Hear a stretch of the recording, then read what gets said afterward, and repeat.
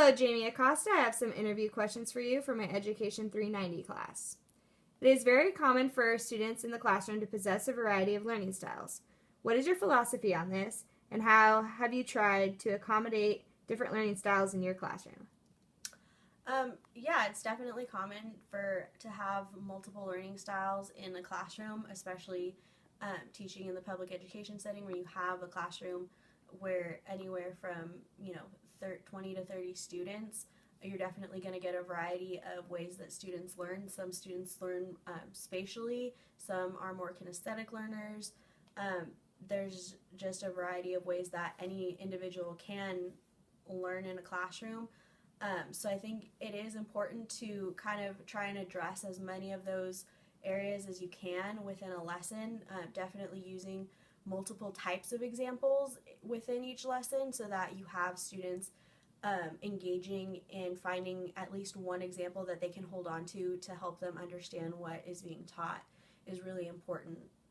The trend in present educational studies and settings puts a strong emphasis on developing personal relationships with your students. Is this a trend that you support? Why or why not? I think there's a certain limitation to personal relationships with students. I definitely think that there's teachers in this profession who have taken the personal relationship to a further extent than it should go to. I think maintaining a professional boundary is still important in terms of having a personal relationship with a student, but I definitely think that when done and implemented correctly and professionally, that there is a benefit that can come to students from having a personal relationship with their teachers. Do you feel that there are certain urban students in your urban school who would benefit more from a personal relationship with a teacher? It depends on the case. I've definitely had a variety of students in my third grade classes over the years who have benefited from a personal relationship with me, and others who haven't. A lot of it just kind of depends on their situation and their level of comfortability and their willingness to engage with you in the classroom. So it just kind of depends on the particular student that you're working with. Okay, and do you incorporate elements of current culture such as popular music or media to assist you in the classroom? And if you have, has it worked well for you? I have incorporated things. I think, again, with today's culture, there's so much of it that is focused on higher levels of maturity than maybe than what applies to my third grade classroom. So I think there are ways that media can help. I have used resources like YouTube and stuff, but again, you just have to be. I think you have to be careful with the level of appropriateness for the age level and that kind of thing. I definitely would not pull something from, say, MTV to show to a group of third graders, but I think that there are certain things that are more applicable in their age range in the media today. Okay, and what are some ways that you have motivated urban struggling students? Are there any specific urban cases that you can share with us? Again, that's kind of been on an individual basis depending on what the subject the student's struggling with, and what the issue is with them academically.